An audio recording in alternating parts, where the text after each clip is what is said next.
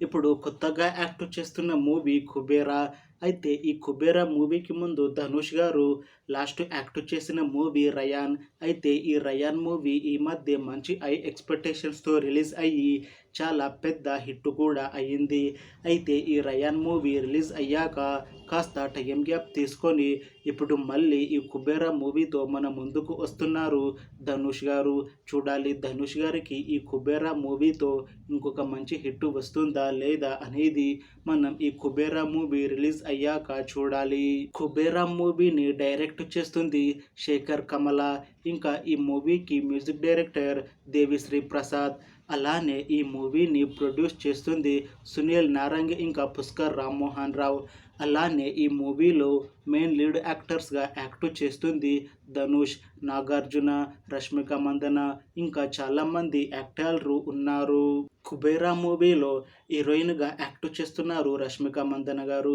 అయితే రష్మిక మందన గారు ఈ 'కుబేరా' మూవీకి ముందు లాస్ట్ యాక్ట్ చేసిన మూవీ 'యానిమల్'. ఈ 'యానిమల్' మూవీ ఈ డిసెంబర్లో రిలీజ్ అయ్యి చాలా పెద్ద హిట్ అయ్యింది.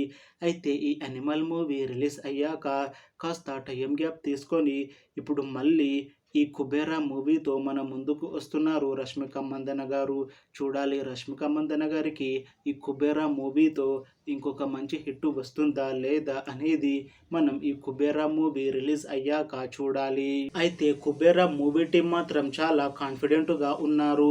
ఈ 'కుబేరా' మూవీ మంచి ఫ్యామిలీ ఎంటర్టైన్మెంట్ హిట్ అవుతుంది అని మూవీ టీం అంటున్నారు.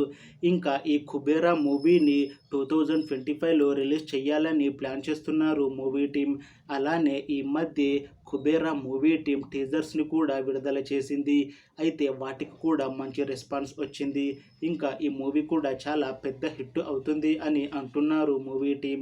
చూడాలి ఈ 'కుబేరా' మూవీ రిలీజ్ అయ్యాక హిట్ అవుతుందా లేదా అనేది మనం ఈ 'కుబేరా' మూవీ రిలీజ్ అయ్యాక చూడాలి. Thanks for watching this video friends. మీకు ఈ వీడియో నచ్చితే లైక్ చేయండి. ఇంకా ఇలాంటి మూవీ అప్డేట్స్ కోసం ఈ ఛానల్ని సబ్స్క్రైబ్ చేసుకోండి.